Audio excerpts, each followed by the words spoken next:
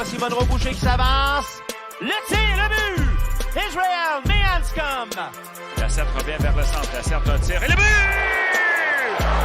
Félix Lacerte. Voici le podcast Sur la passerelle.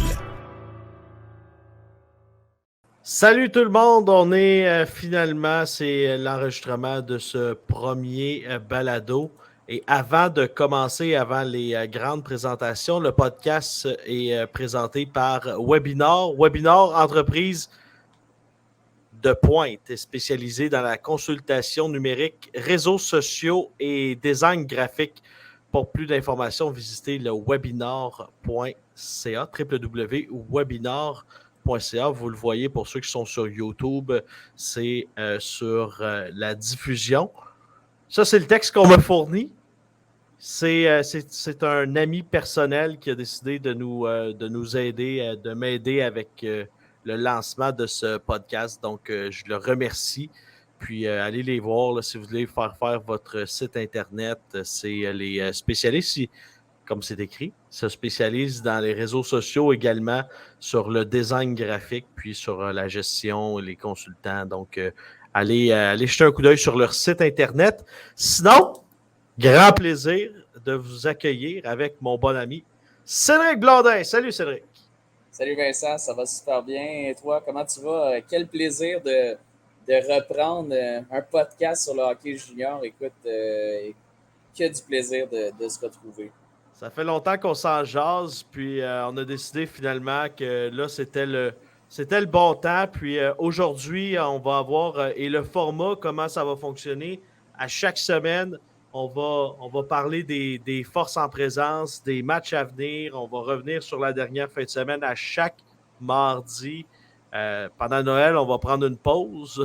Puis pendant l'été, jusqu'au draft. Puis après ça, on va se reposer. Mais on va revenir sur les matchs. Première partie, actualité. Deuxième partie, on vous présente une entrevue que j'aurai réalisée au cours des derniers jours. Vous pouvez nous écrire sur Instagram, Twitter, Facebook, sur la passerelle, sinon sur le compte à Cédric, sur le mien aussi. Si vous avez des idées d'entrevues que vous voulez avoir, des gars qui ont... Puis tu sais, ça peut aller loin, on peut aller dans des anciens qui ont un lien avec le hockey junior, et même, pas obligé d'être la GMQ, là. C'est pas sur la passerelle et la GMQ, c'est junior, c'est le hockey, si vous voulez en entendre parler, nous autres, on va être là. Et aujourd'hui, spécial Val d'Or avec bon ami Maxime Desruisseaux.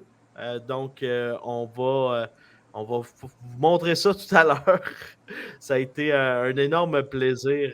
Il est toujours bien sympathique, Maxime Desruisseaux, toujours très généreux dans ses commentaires. Et des bonnes anecdotes. Pour vrai, là, il a joué avec les Wildcats de Moncton, il a joué avec l'Océanique de Rimouski, il a gagné la Coupe du Président. Hey, je ne savais pas qu'il avait joué avec Sidney Crosby. Ben, si vous voulez tout savoir ça, restez là. Mais sinon, Cédric, c'est une grosse année qui s'en vient. Grosse année pour le hockey junior. Si on commence par parler de l'association de l'Ouest, parce que c'est les équipes. Moi, je suis en Abitibi. Cédric il va couvrir l'Armada de Blainville-Boisbriand, mais il va regarder tous les matchs. Mais ça va être une grosse année pour Drummond, pour Rouen, des bonnes équipes, là.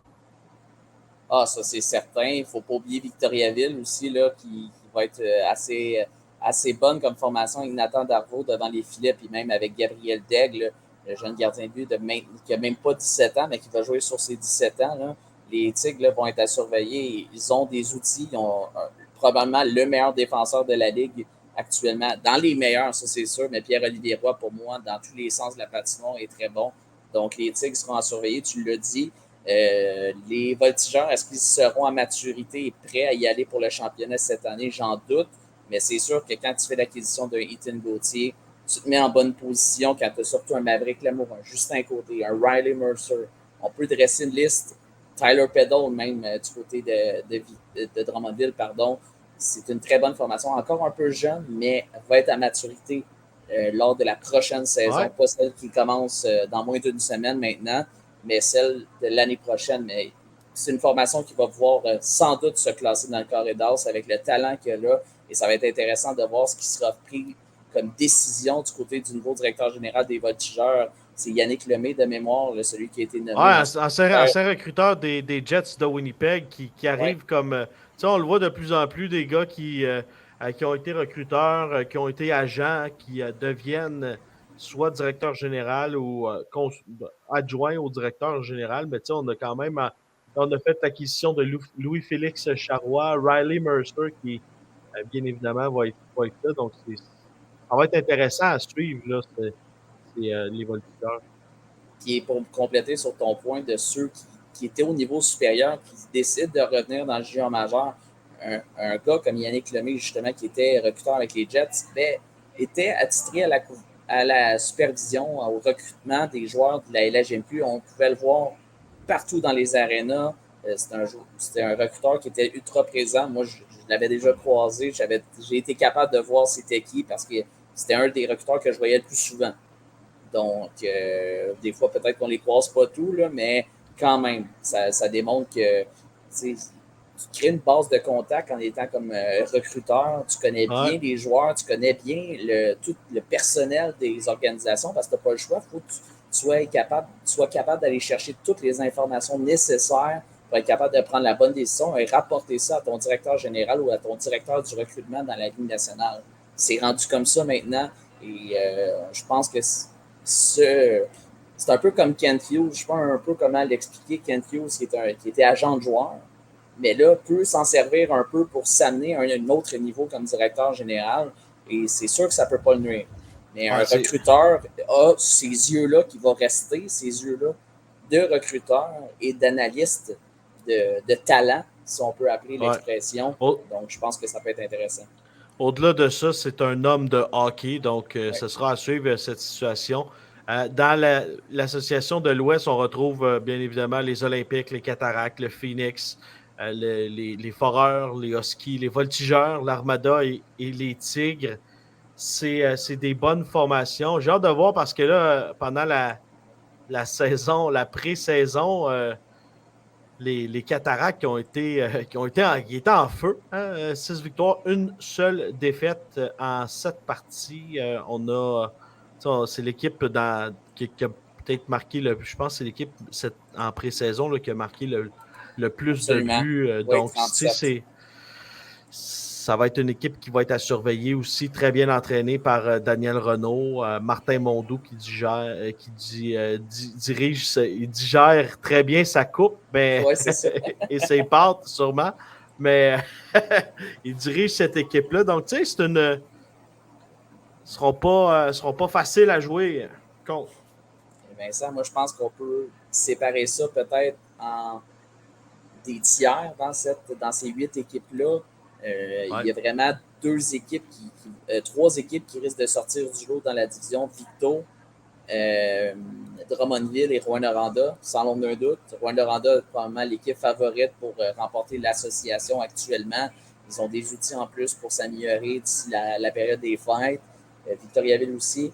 Drummondville pourrait peut-être se retrouver 3e, mais ça dépend des décisions qui seront prises, justement. On en a parlé il y a quelques minutes.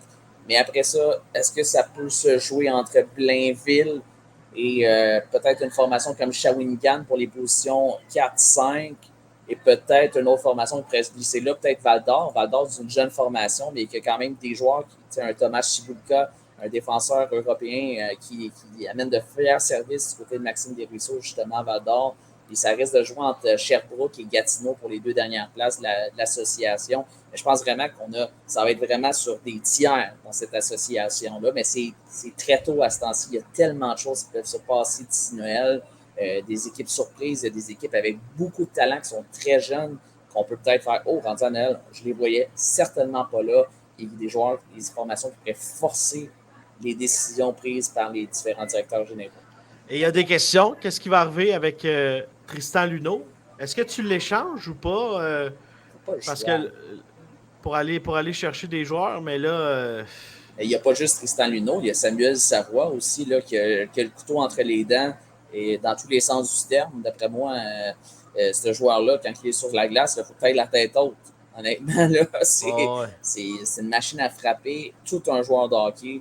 Il me fait penser un peu à la Brad Marchand, mais version junior. joueur que tu adores s'il est dans ta formation, mais que tu détestes s'il joue contre toi. C'est souvent ça, mais côté talent, j'ai aucun doute que Samuel Savoie va rapporter un gros lot aussi aux Olympiques de Gatineau. Ça va être une grosse décision du côté de Serge Beausoleil. Qu'est-ce qui va arriver avec Tristan Luneau? Je ne peux pas imaginer autre chose que de le retrouver à Victoriaville, un joueur natif de ce coin-là. Donc, le fit est juste parfait. Mais est-ce que Drummondville, c'est sûr que Serge Beausoleil n'aura pas le choix de bouger. Il y a plusieurs équipes qui vont peut-être le vouloir. Un joueur, c'est pas la même position, là, mais les partisans de l'Armada vont s'en souvenir. Un gars qui était détesté à Bécomo, Gabriel Verplast, qui était toujours, il donnait des solides mises en échec, toujours comme défenseur, là, tu voulais pas aller dans le coin, puis tu voulais pas aller devant le filet. Puis c'est un gars qui est originaire de Sherbrooke et pour la petite histoire, il est en relation avec l'animatrice du matin qui est une des bonnes amies de ma meilleure amie de l'Abitibi, Stéphanie Belzile, qu'on salue d'ailleurs. Et elle me disait que c'est un très bon gars, il était super gentil. Tout. Je disais, ouais, dans le temps qu'il jouait, c'était pas. Il était détestable, mais tu sais, c'est des gars qui ont le cœur sur la main. Donc, ça va être intéressant à suivre, ça, Cédric. Quand tu mets ton casque sur la glace, tu as une autre personnalité, tu n'as pas le choix. Quand tu es un joueur, tu ne peux pas avoir toute la même saveur dans ta formation. Ça te prend des joueurs qui ont ce chien-là, cette volonté-là de dépasser la ligne. Il y en a, tu sais, à Rwanda, Émeric Godet, c'est défenseur 6 pieds 7 pouces, mais normalement, tu t'attends d'un défenseur de 6 pieds 7 ou 6 pieds 6, 6 pieds 5 de fraapper, d'être arrogant. Mais c'est pas ça. Là, mais c'est un gars qui est quand même agile avec la rondelle. Donc, il y a des Mavericks et l'amoureux. Là, c'est pas lui qui va aller jeter les gants. C'est pas lui qui va être le plus physique non plus. Mais c'est chacun son style. Puis ça fait partie de la game. Hein. Mais ça va être une... L'association de l'Ouest, on s'entend, là, ça va être très le fun à suivre. Dans l'Est également, le Drakkar de Bécomo, avec les acquisitions. J'ai hâte de voir ce que les frères Boilard vont faire. J'ai suivi pas mal le dossier dans l'entre-saison. Je me demandais, là, est-ce qu'ils vont signer? Est-ce qu'ils signeront pas finalement? Mais oui, et ça, c'est un autre dossier pour les Olympiques de Gatineau. La rumeur du retour qui pourrait être ramené justement dans le fait que, de mémoire, c'est Raoul qui venait de Gatineau, mais lui, s'il se présentait, c'est un prix qui a été sorti là, par le journaliste Jean-François Plante. On parle au-delà de 2 choix de première ronde, là, de mémoire, c'est la rumeur actuellement. Et ça pourrait aider les Olympiques de se remettre sur la bonne track, si on peut l'utiliser, parce qu'honnêtement, il n'y a plus rien.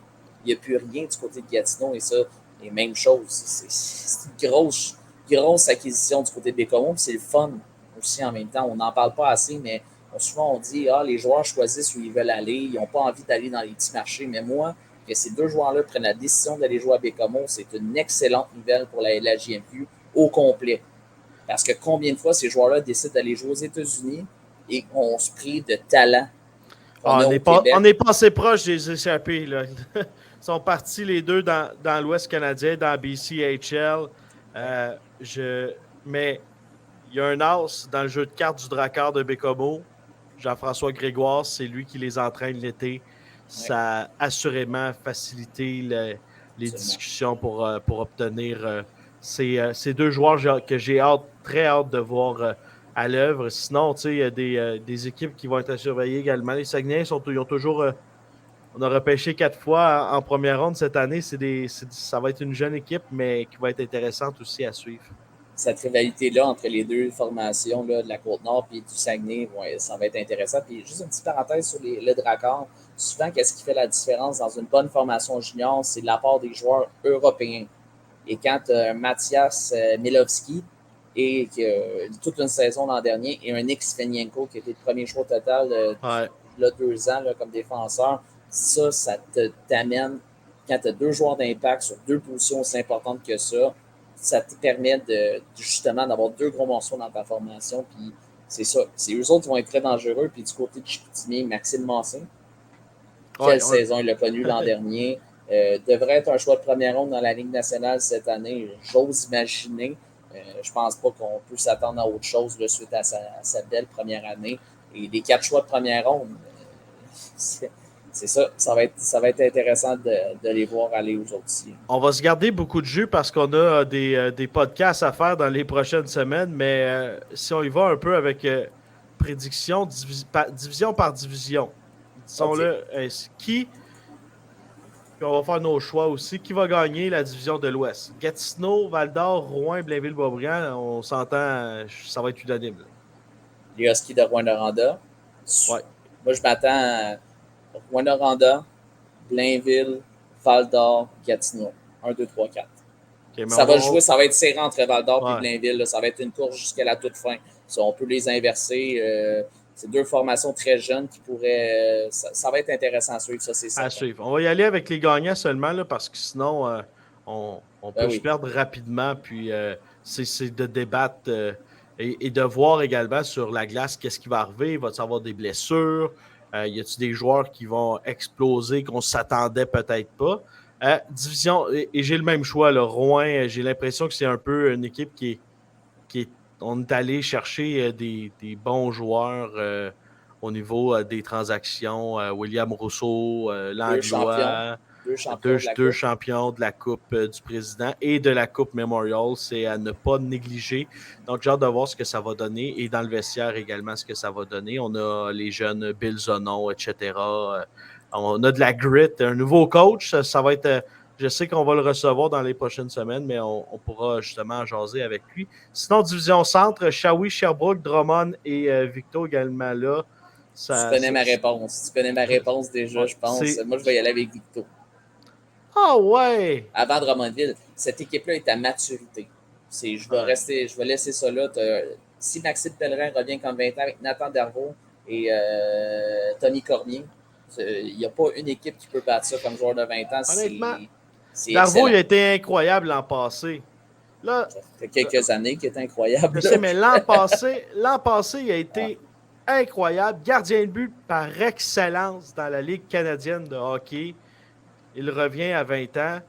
Je peux vous dire que il va s'en stopper du Robert chez les Tigres. J'y vais aussi avec les Tigres, suivi de Drummond et de Shawinigan, mais Shawinigan pourrait surprendre vraiment. Là, c'est une équipe que j'aime bien. Là, la Certe, là. Hey, on l'a vu, hein? Il est même dans le montage. Ça donne une idée que je l'apprécie grandement. Association de l'Est, Québec, Rimouski, Chicoutimi, Bécomo. Rimouski avec un nouvel entraîneur-chef, nouveau directeur général. Assurément, ça va jouer entre Bécomo et Chicoutimi. Je vais y aller avec Bécomo. Ouais. Jean-François Grégoire, quand même une bonne progression. Olivier Ciarlot devant les filets. On en a parlé en masse du Dracard. Je pense que Dracard, Chicoutimi, on s'entend là-dessus. Rimouski, il ne faut pas les oublier, par exemple. Il ne faut pas les oublier. J'y vais avec le Dracard de Bécomo. On va se faire aimer à Bécomo. Je te le dis, on va nous accueillir avec le tapis rouge. Rien de moins. Maritime, là, c'est intéressant, mais encore une fois, Halifax n'ont pas perdu beaucoup. Hein. Toi, tu vas avec les Moussets d'Halifax? Moi, je vais y aller avec les Moussets. Je vais y aller avec les Eagles du Cap-Breton. Ah, ouais! Formation... Ton amour pour Louis Robitaille se transporte ici même. Non, mais honnêtement, c'est une formation qui a quand même eu du succès l'an dernier. Beaucoup de bons joueurs ont fait des acquisitions l'an dernier. Et c'est une formation... Tu sais, les Moussets, c'est tout le temps... C'est dur de prédire. Ils ont tellement de talent, mais ils en ont perdu. Là. Ils ont perdu un Zachary Lheureux, ils ont perdu un Cameron Wynot. Je pourrais rester une liste. Ils n'ont pas remplacé. Là.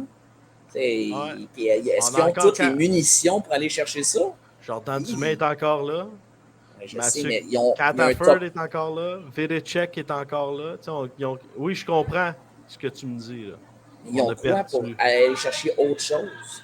Oui, ils ont Mathis Rousseau qui est incroyable en série l'an dernier, mais si tu n'as pas les assets, comme on peut dire, les éléments pour aller chercher et aller t'améliorer, c'est une division qui est ultra difficile à prédire, celle des Maritimes. Un soir à l'autre, ils peut avoir une formation qui bat la pire qui bat la meilleure. On l'a vu l'an passé, des fois, je pourrais nommer Saint John a déjà battu une grosse formation, puis des fois, c'est incroyable. Tu ne peux pas prédire. Il peut arriver tellement de choses. Ça joue tellement robuste de ce côté-là. Et... Juste pour faire différent, parce qu'on a nos mêmes réponses depuis le début. Ouais. Fait que moi, on a perdu Sylvain Favreau aussi, qui est rendu avec les Voltigeurs de Drummondville. Donc, ça aussi, ça pourrait peut-être pencher dans la balance pour ce qui est de cette division-là. Mais ça va être intéressant.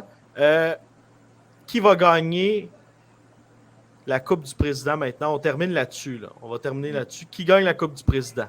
Les Tigres de Victoriaville. Simple de même. Carl Mallette a su comment amener cette équipe-là à gagner le championnat en 2021 pendant l'année de la pandémie, 2020-2021. Je pense que ça va jouer entre les Tigres et les Huskies. Je m'attends une longue série, mais je ne sais pas. Il y a un petit quelque chose à Victoriaville. Ce groupe-là a gagné ensemble les vétérans là, qu'on a nommés, à part Tommy Cormier qui n'était pas là, mais un Pellerin, un Roy, tout ça, c'est tous des joueurs qui ont joué cette année-là à 16 et 17 ans. Donc, je m'attends à ce que ça ne les nuise pas et qu'au contraire, ça les améliore. Et est-ce que les Tigres ont la monnaie d'échange primaire pour être capable de s'améliorer d'une façon que personne ne pourrait le faire en Gabriel Daigle? T'sais, quand tu as un Nathan Darvaux, c'est bien beau, là, mais tu l'as ton gardien de but numéro 1. Donc, je laisse ça juste ouvert. Là. Je ne suis pas si sûr si Kevin Cloutier veut se départir de son gardien d'avenir. Parce que là, après ça, l'an prochain, tu perds carrément Darvaux. Si tu as le trophée. Et si tu vas chercher des éléments nécessaires. Tu parles d'un directeur général. Je comprends ton point, là, mais je sais que les gens vont dire ben oui, c'est facile. C'est sûr, je sais. Mais non, en fait, tu viens de Blainville. Arrête de mentir, tu viens de Blainville. Oui, mais mon amour pour l'Armada est pas très fort. Ça s'est dissipé avec les années. Ça s'est dissipé avec les années. Mais moi, quand je suis parti de Blainville quand l'équipe arrivait, donc j'ai pas ce lien d'appartenance. J'ai plus le lien avec le junior de Montréal. Dans mes bonnes années au secondaire, j'allais voir le junior de Montréal, mais ça, c'est un autre dossier. Ils ne sont plus là. Qui était ton entraîneur quand tu jouais au hockey? Donc? Nicolas Dutil était mon entraîneur. Et le maire de la ville, Richard Perrault, était également un des qui s'occupait de nous. Et on a eu une formation, vous allez être surpris de celle-là, on a eu une formation d'arbitre dans ce programme de hockey. Et c'était Stéphane Auger qui était venu donner une conférence justement aux jeunes arbitres. Donc j'ai mon cours. Ça ne m'a jamais servi, sauf une fois. Mais ceci étant dit, les Huskies de Rouyn-Noranda, honnêtement, c'est Victo ou Rouyn, tu as deux bonnes équipes qui risquent d'aller très loin, très tard dans les séries éliminatoires. Mais on ne sait pas. Il y a peut-être un DG qui va dire « Hey, moi, j'ai 6 as dans mon jeu », ce qui est impossible, mais ça pourrait être possible et décide d'aller chercher l'Uno, Savoie, d'aller chercher des éléments ailleurs pour s'améliorer. On n'a pas parlé de Moncton, hein? Je pense à ça. On n'a pas parlé des Wildcats de Moncton. Hein, les Wildcats de Moncton aussi. Aussi vont être à surveiller. Là. Oui, c'est ça qui est intéressant aussi dans les Maritimes, c'est qu'en ce moment, il y a comme pas... Surtout, c'est une division qu'on ne voit pas tellement. On les voit 2 fois par année dans chaque ville, mais on prend plus le temps de regarder. Si j'ai le choix un soir de semaine, un mercredi ou un vendredi, d'écouter Charlottetown, Halifax ou d'écouter Chicoutimi, Bécomo, je vais écouter Chicoutimi, Bécomo avant. Puis c'est correct. Ils sont plus près de chez nous. Puis c'est correct comme ça. Mais non, j'y vais avec les Huskies. Yannick Gaucher fait du solide travail. Donc, ça va être intéressant. Et d'autant plus que grâce à mes fonctions, si je peux faire le podcast, c'est notamment grâce au patron, RNC Média. Donc, si les Huskies s'en vont à la Coupe, j'espère pouvoir y aller comme journaliste. Ça, c'est ma demande. Oui, ça, c'est ma demande. C'est mon souhait. Mais on va avoir du bon hockey, puis ça va être le fun. On va faire des entrevues. On va être fun là-dedans, toi puis moi. Puis tu parlais des Tigres de Victoriaville qui ont gagné en 2021. Gagnant des Tigres de Victoriaville, dans un instant, Maxime Desruisseaux, on jase de hockey, on jase de plein d'affaires. Si vous ne voulez pas manquer ça, ça continue. Petite interlude. On va mettre une transition incroyable de notre introduction fait par moi. Puis je vous laisse au bon soin de Maxime Desruisseaux.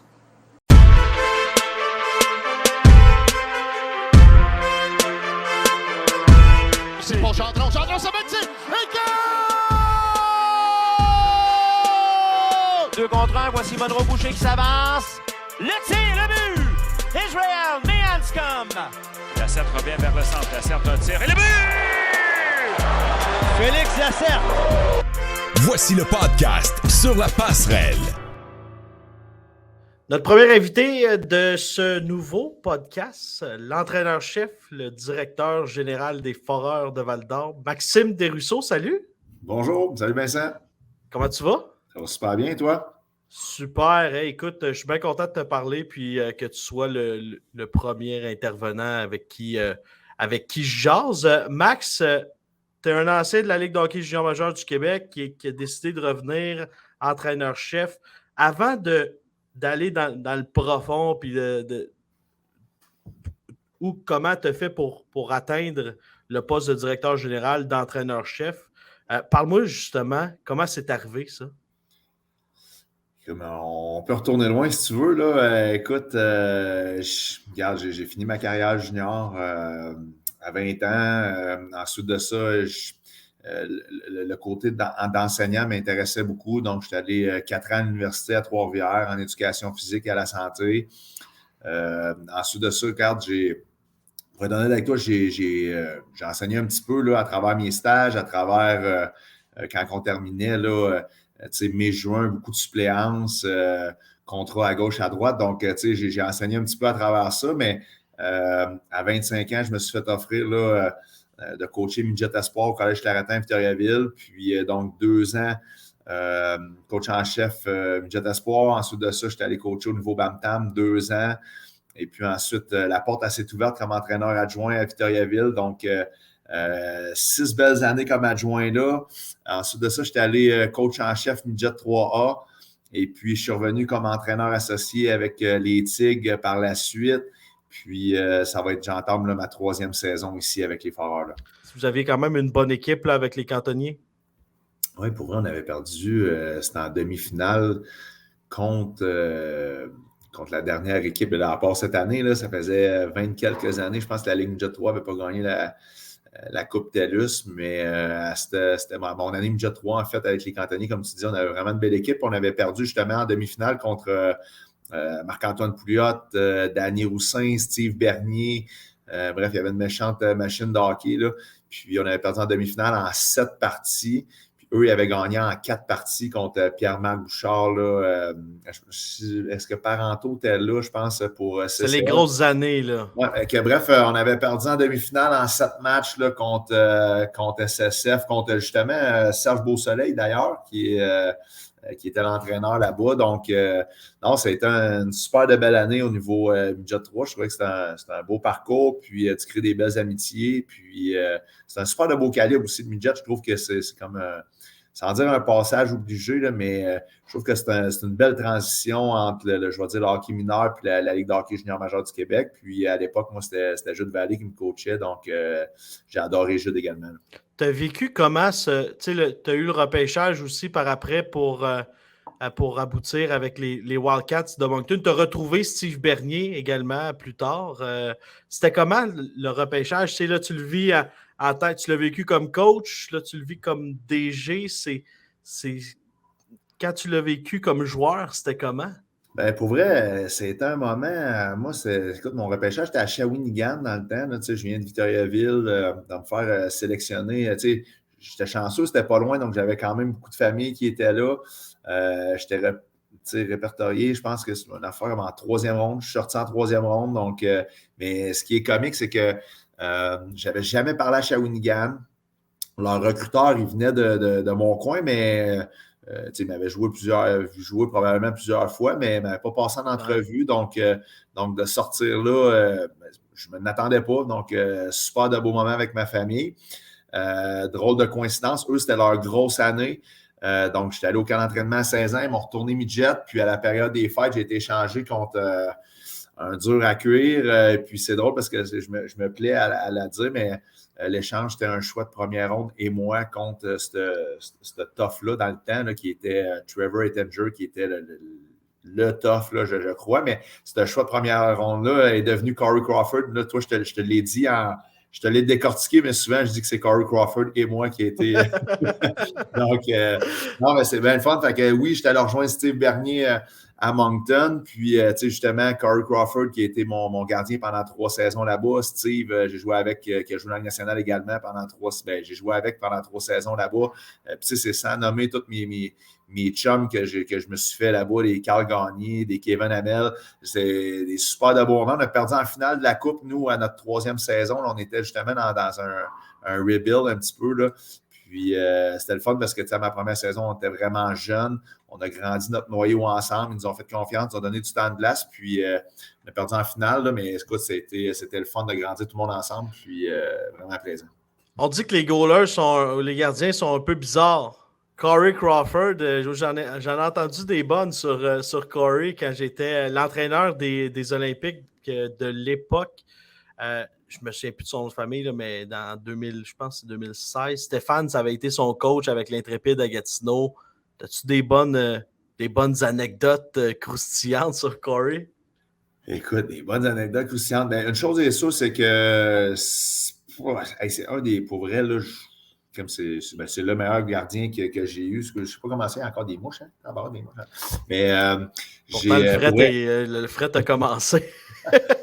J'ai adoré Corey, c'est un gardien incroyable, calme, dans sa bulle un peu, mais j'ai adoré, puis c'est un chic type.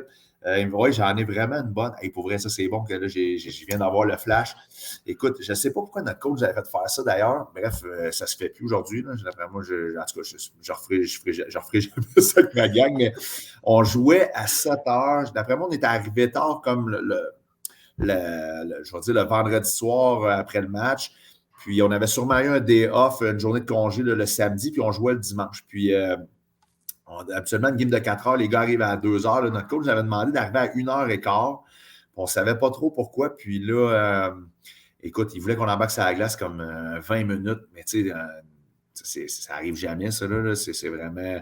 Fait que Corey, lui, il avait boqué. Il fait non, je n'embarque pas sur la glace. Fait que tout le monde avait embarqué sauf Corey. C'était vraiment drôle. Puis il était assis sur le banc, il nous regardait aller. C'est qu'on shootait des pucks dans le filet désert. C'était quand même... Mais il avait décidé de ne pas embarquer. Puis...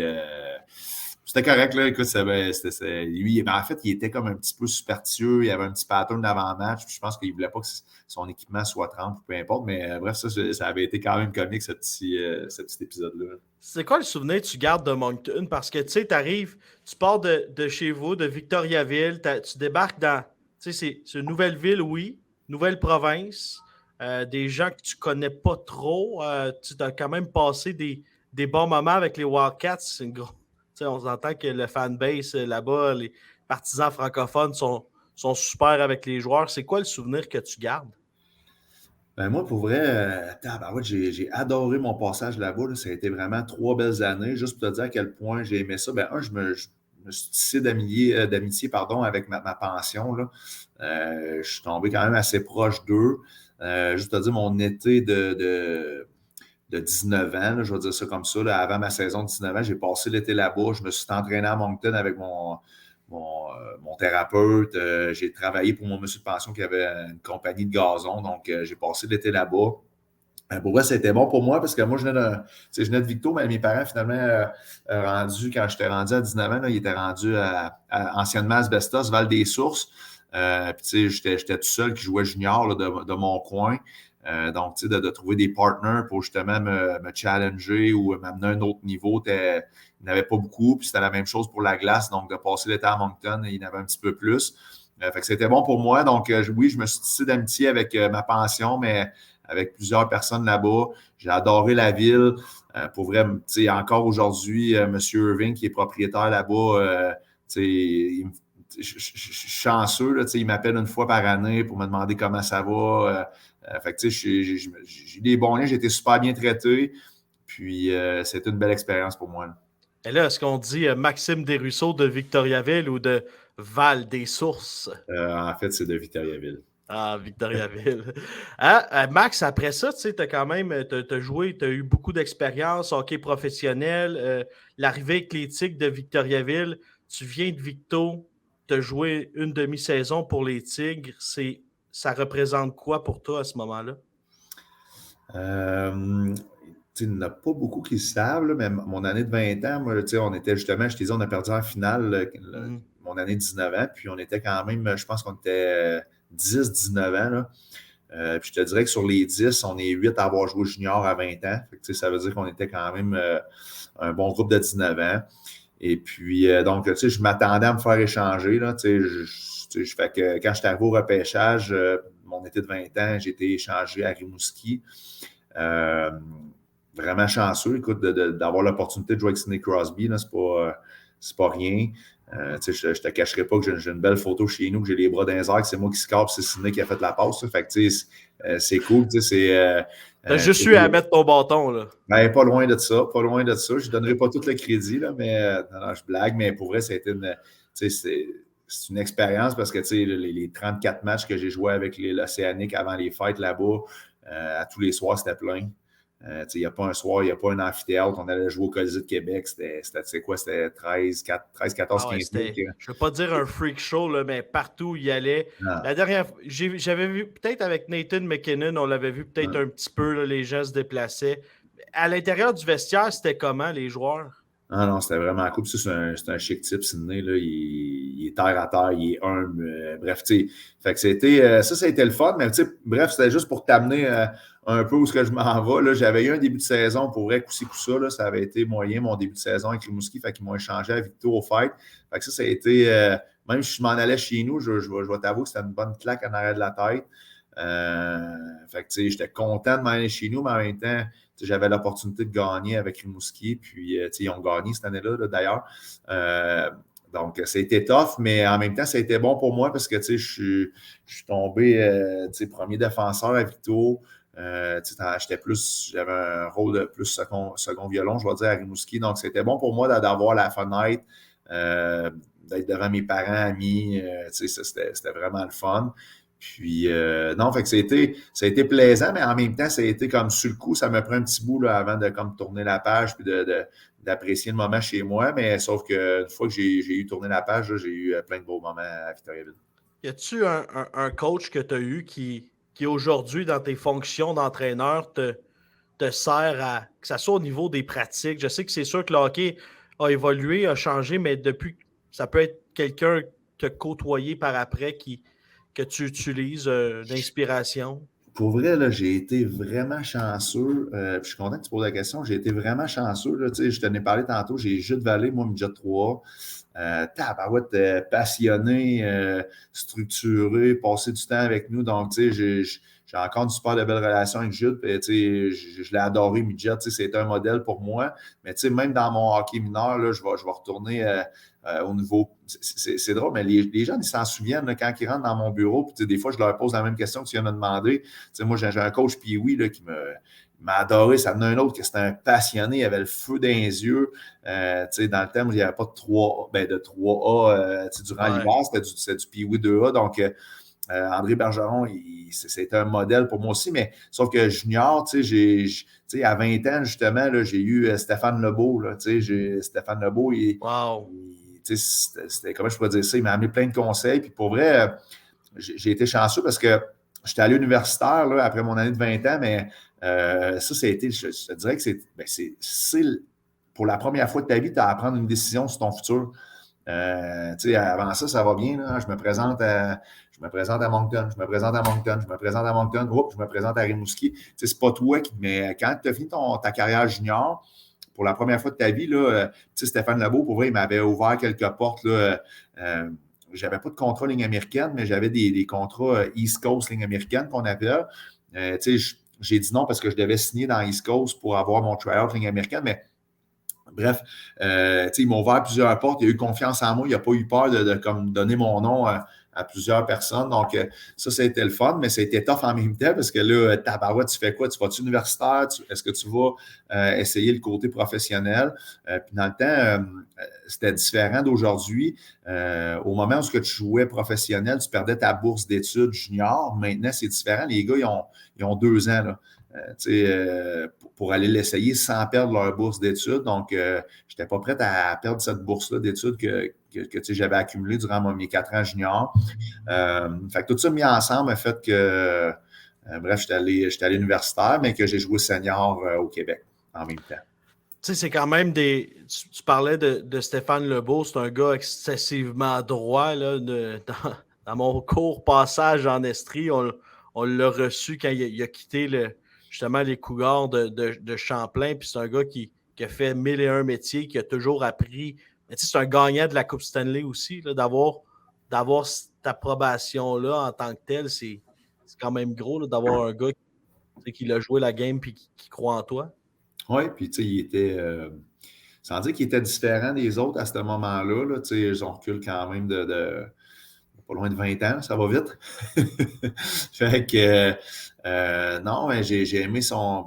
Mais tu sais, en même temps, j'étais rendu plus mature, là, j'étais rendu à 20 ans, donc, tu sais, une belle relation, il m'a fait confiance, comment je peux dire ça? Ben, c'est ça, il m'a fait confiance, puis en même temps, j'étais rendu là, j'étais rendu plus mature, mon jeu, il était plus mature, j'étais plus expérimenté, donc ça a été vraiment plaisant là, de le côtoyer pendant une demi-saison. Ta situation avec les Foreurs de Val-d'Or, je la comparais à moi quand je joue à Madden 2024 et que je ne suis pas capable de battre les Chiefs de Kansas City. J'ai été chercher Travis Kelce. Donc, la référence, les gens vont la comprendre. Tu es entraîneur adjoint à Karl Mallette. Les Tigres gagnent la coupe. Les Foreurs t'appellent. On veut t'avoir comme coach. C'est spécial. En effet, écoute, ça aussi, ça a été un été marquant là, dans mon passage parce que je dois t'avouer, j'ai passé une entrevue avec une autre équipe aussi en même temps que les Foreurs. C'était, puis de finir ici, je suis vraiment content. Il n'y a pas beaucoup de gens qui le savent, mais ma mère est venue au monde à Val-d'Or. Fait que j'ai des cousins ici quand même. C'est quand même spécial. Là, donc, j'ai encore 2 cousins qui sont ici. Donc, c'est le fun pour moi. Puis, c'était une première opportunité que j'ai eue. Puis, je suis vraiment reconnaissant là, que les Foreurs m'aient donné cette opportunité-là. Puis, mais comme tu dis, c'est un scénario qui n'arrive pas souvent. Puis, mais regarde, la vie est faite comme ça. On se retrouve à la Coupe du Président finale dans le vestiaire. D'un bord, tout le monde disait les Foreurs vont gagner, ça va être facile contre les Tigres. C'est pas ça qui s'est passé. Qu'est-ce qui s'est passé justement dans la chambre? C'est la motivation. Comment ça les Tigres ont gagné? Ben, je vais être honnête avec toi, là, après 8 minutes, c'est pas mal ça que j'ai dit dans les oreilles à Karl Mallette aussi. J'ai dit ça finira pas en 4, ça va finir en 3, puis j'ai dit ça sera pas pour nous autres. Je pense que les 8 premières minutes, on n'a pas de show puck pantoute. Et puis là, quand je te dis les 8 premières minutes, j'arrête là parce que les Foreurs, ils ont pogné un 2 minutes. C'est Poulain qui a fait trébucher, bref, un de nos joueurs. Et puis, on a scoré un but sur ce power play-là. Fait que le momentum, les blessures, côté chance un petit peu, puis comme tu dis, la vibe, là, puis évidemment, c'est un ensemble de plein de choses. On avait une belle gang de gars, on avait un beau groupe de leaders soudés, on avait un staff compétent, mais on se tenait ensemble aussi, on était vraiment soudés, serrés. Fait que, tout ça mis ensemble, mais regarde, pourquoi qu'on a gagné? Tabarouette, il y a eu des remontées spectaculaires. On a fait gauler nos 2 gardiens. On a eu besoin de tout le monde. Tabarouette,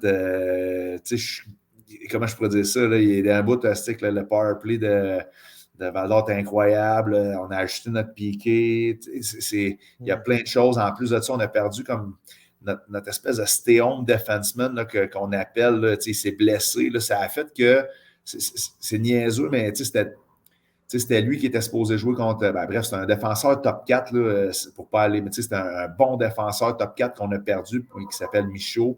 Puis ça a fait qu'il y en a d'autres qui ont eu des plus grosses responsabilités. Puis Tabarouette rendu là, tu acceptes ton rôle, mais ça a fait aussi une espèce d'effet de. Comment je pourrais dire ça? L'effet positif, là, que, tu sais, hop, Tabarouette, t'es supposé juste à 4, tu tombes sur à 3 ou à défense, mais tu sais, fait que ça a eu cet effet-là. Puis, non, le retour dans le match 5 aussi, là, c'était spectaculaire. Je me souviens, moi, j'ai eu la chance de couvrir la finale sur place pour mon employeur en Abitibi. Puis, honnêtement, là, c'était surréel. Là. Puis, dans le match 6, la prolongation, Alex Bocage, l'ancien Husky qui vient hanter les Foreurs. Mais tu sais, comment je pourrais dire ça? Tu sais, c'est de trouver. Puis, c'est ça qui est. Je vais lever mon chapeau là, à Kevin Poutier et son équipe parce que Kevin il me demandait à Max entre lui et lui. Là, il demandait à Carl Mallette entre lui et lui. Puis, mais au final, c'est lui là, qui a pris la décision. Puis il avait des bons joueurs disponibles, mais ça prend des joueurs complémentaires, ça prend des joueurs qui fit dans le groupe. Des fois, OK, le joueur de hockey il est peut-être complémentaire, mais il va être accueilli de quelle façon dans le vestiaire. Ça, c'est un peu du. C'est parce qu'à un moment donné, comme directeur gérant, là, tu peux pas aller souper 8 fois avec un joueur avant de faire un échange. Il faut que tu prennes l'info à gauche pas à droite, puis qui l'a déjà côtoyé, puis ainsi de suite. Fait que, mais le fit était bon avec les gars qu'on est allé chercher.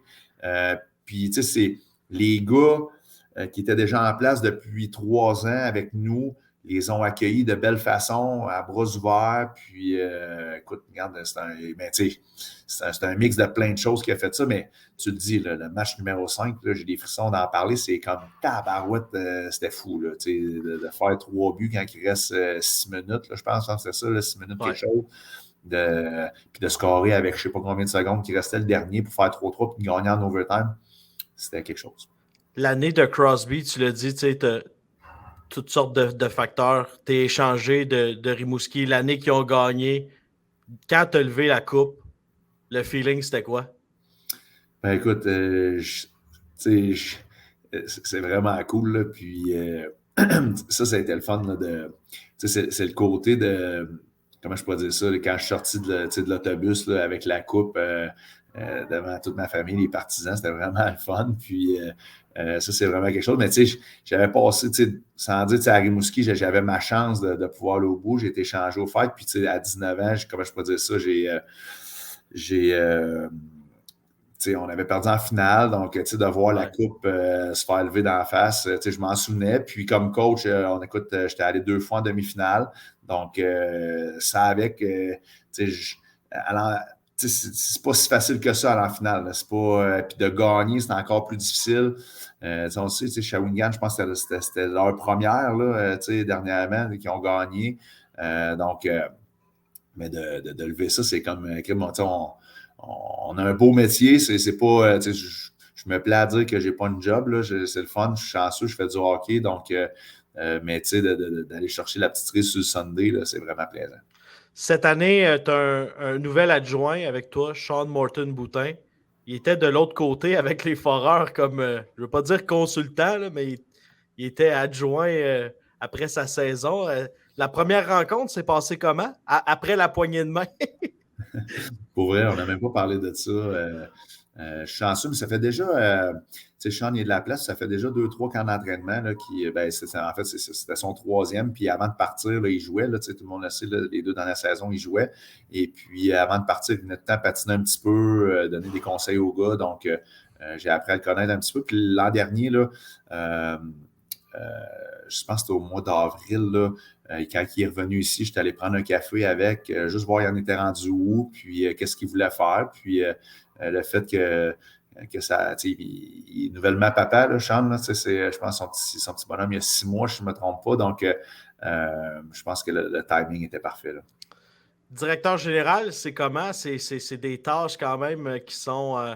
tu as vu tes anciens boss le faire, Kevin, Pascal Daou aussi. C'était comment de tout ça, là, d'apprendre un peu sur le tas? Là? Il n'y a pas de formation pour devenir DG. Là. En effet, en effet. Puis, mais tu sais, comment je peux dire ça? Tu sais, je suis content de cette opportunité-là. Écoute, mais c'était important lorsque les Foreurs m'ont nommé directeur gérant, c'était important pour moi de bien m'entourer.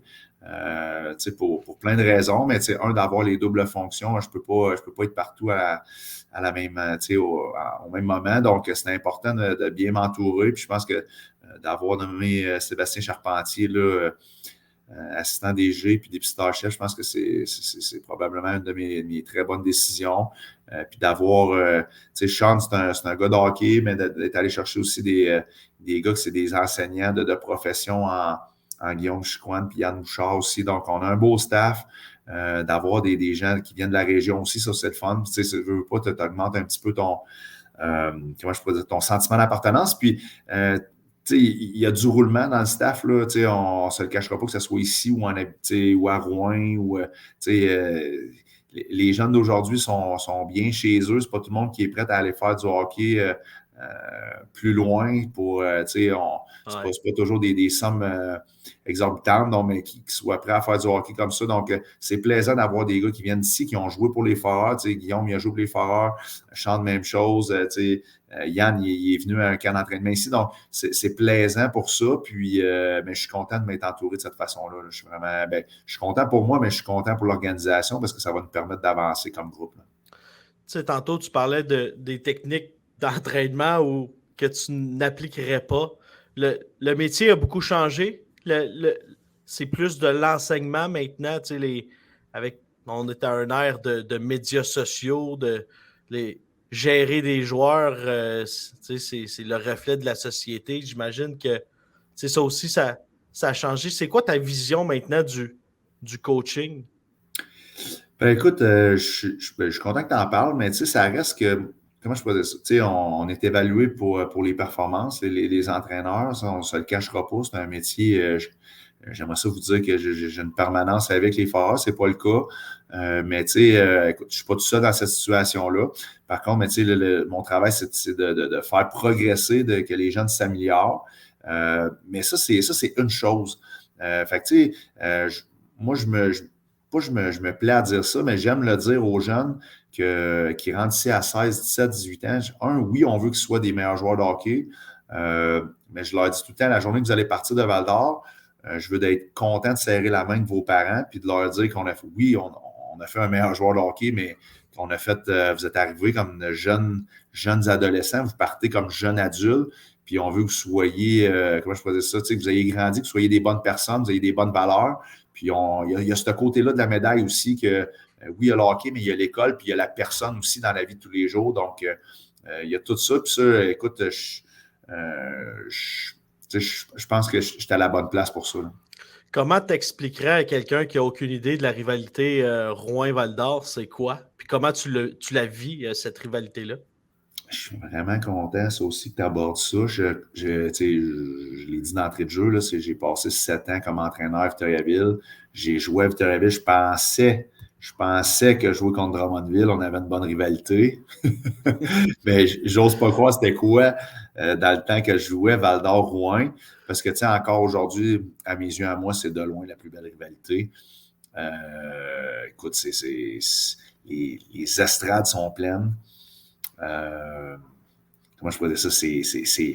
Tu le sens, là, le matin, même toute la semaine, on dirait que les entraînements les gars, ils patinent. Je sais pas, les gars le sentent, ça joue un petit peu plus physique, tabarouette, les gars, c'est des matchs de play-off, c'est pas compliqué, c'est des matchs de play-off, puis c'est vraiment plaisant, puis on est chanceux comme équipe, mais aussi l'Abitibi est chanceuse d'avoir une belle rivalité comme ça, que les gens de Val-d'Or se déplacent à Rouen, les gens de Rouen se déplacent à Val-d'Or, donc on est chanceux, puis ça met du piquant dans notre job, ça met du piquant dans notre saison qui est quand même longue, là, c'est 68 parties, donc écoute, d'avoir l'opportunité de jouer 10 fois contre eux, je vais dire que c'est un privilège, même si cette année, ils ont toutes qu'une équipe, mais écoute, de jouer contre eux, c'est vraiment plaisant.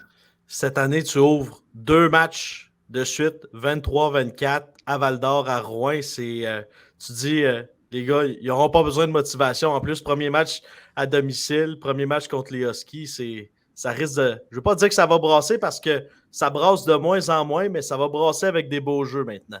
Non, c'est du bon hockey, puis c'est comme ça. C'est le fun, mais je vais être honnête avec toi, il y avait des bonnes mises en échec la dernière fois qu'on est allé jouer à Rouen. Les gars veulent gagner leur bataille 1 contre 1, ils veulent gagner leur course, ils veulent oui, il n'y a plus d'histoire de jeter les gants et tout ça, mais moi j'aime la manière que ça compétitionne sur la glace.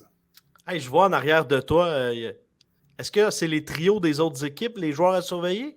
Écoute, c'est à remettre à jour. Là. Présentement, je m'enligne là-dessus cette semaine là, pour remettre ça à jour avant que la saison commence. Mais oui, c'est plaisant là,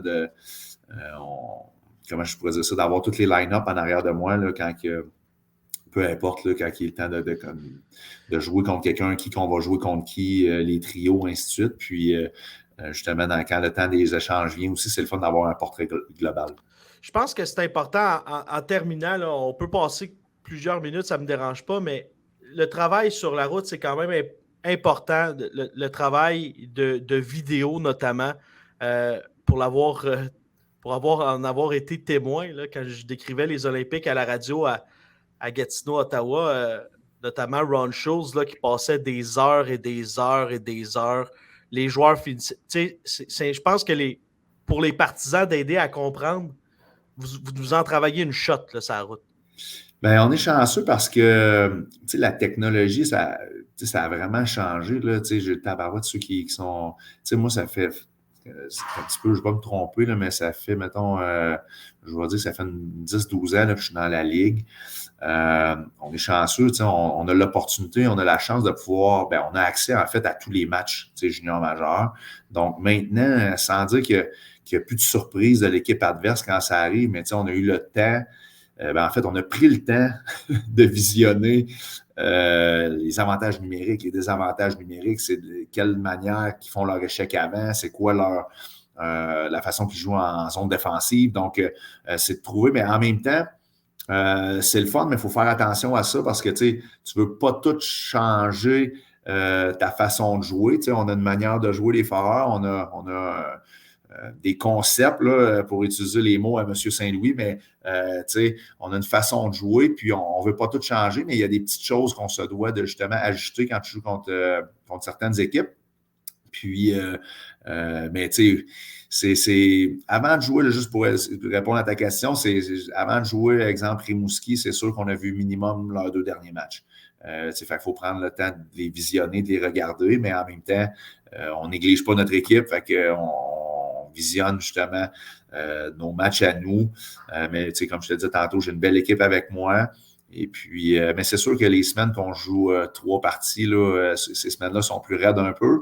Mais encore là, on a une belle structure, on sait où on s'en va, on sait qu'est-ce qu'on veut présenter, ce qu'on veut moins présenter. Puis des fois, je l'ai dit ça aussi à ma gang, là, des fois, ça sécurise un peu le monde de comme voir l'avantage numérique de l'autre bord ou leur désavantage ou de la manière qu'ils font leur échec avant. C'est une façon de nous sécuriser, mais au bout de la ligne, là, quand la petite noire est sur la glace, si tu prends ton information, si on se parle, si on est prêt, si tu as bien dormi, tu as bien mangé, ta parouette, ça aussi, ça fait partie de la performance. Donc, trop, c'est comme pas assez. Donc, il faut gager ça de la bonne façon.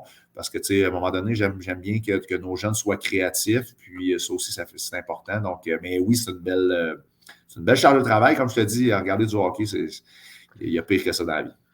Les rides d'autobus, notamment.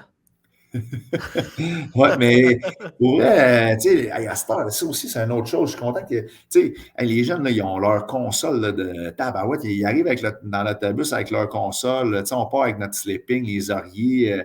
Oui, on fait de l'autobus, mais à cette heure, Netflix, les gars se downloadent des films avant. Nous, ça nous permet justement de visionner nos matchs. Un petit film à travers ça, jaser. Il y en a un qui pogne le micro, il se met à chanter 2-3 chansons, c'est drôle. C'est le fun. C'est pas plate du tout. Puis, mais quand on est à la maison, on l'apprécie encore plus. Ah ouais, c'est les plus belles années. Pour l'avoir vécu, honnêtement, là, c'est ce qui m'a manqué le plus après que je sois parti. Là, c'est des bons moments avec les jeunes. Je pense qu'ils ne se rendent pas compte de la chance qu'ils ont de jouer junior majeur. Ça passe tellement vite. là, d'être témoin de tout ça. Cette saison, qu'est-ce qu'on peut te souhaiter avec les Foreurs? Ben écoute, ça va être bien facile. Écoute, ça va être d'être en santé. Puis une fois que ça c'est réglé, je vais être bien honnête avec toi. Je trouve que notre groupe progresse bien. On avance bien, on a un beau noyau. Je trouve que je suis chanceux, là, j'ai vraiment une belle gang de gars. Là, c'est le fun. Là, la semaine passée, drapeau, on pratiquait, je pense que c'est Drapeau ou Barry qui m'a dit ça. Il m'a dit que Max, c'est la plus belle pratique en 2 ans. Il aimait l'atmosphère, la vibe est le fun. Fait, on a vraiment un beau groupe de gars. On n'a pas trop de rentrées de nouveaux. Donc, les gars duo, les pilotes, c'est des gars qui fitaient dans la gang, qui sont déjà, ils font déjà partie des boys. Donc, on a vraiment une belle gang. Puis, c'est le fun de rentrer au bureau. Les gars, ils aiment ça être sur la glace, ils aiment ça patiner, ils aiment ça s'améliorer, ils sont ouverts d'esprit. Donc, on a un beau staff. C'est que je suis vraiment content, je suis chanceux, je suis choyé. Puis, on a du plaisir. Puis, à cette heure, ben, écoute, on veut amener des victoires, ça, c'est évident.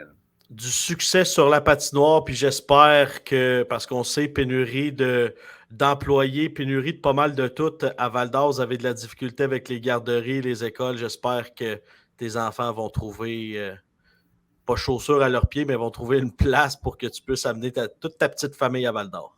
T'es bien gentil. Merci beaucoup. Merci beaucoup. Gros merci à Maxime Desruisseaux d'avoir pris quelques minutes pour nous parler. C'est ce qui met fin, malheureusement, à ce premier épisode. Merci beaucoup à Max. Merci à Cédric. Si vous êtes assez gentil, ce serait quand même apprécié de nous suivre sur les réseaux sociaux. On est sur Facebook, Instagram, Twitter, X. Sur la passerelle, on est là. On a déjà des entrevues qu'on veut faire dans les prochaines semaines. Donc, si vous voulez juste donner un petit coup de pouce, on a bien du fun à faire ce podcast. Puis, on va continuer. On ne lâche pas déjà le prochain épisode. Si vous êtes encore ici, ben, on va parler avec l'entraîneur-chef des Cataractes de Shawinigan, Daniel Renaud, la semaine prochaine. Donc, manquez pas ça. Sinon, suivez le contenu sur la Ligue de hockey junior majeur du Québec, lagmq.qc.ca. Toujours des bonnes affaires qui se passent et nous, on se retrouve la semaine prochaine. Merci beaucoup. J'espère que vous avez trippé tout autant que nous.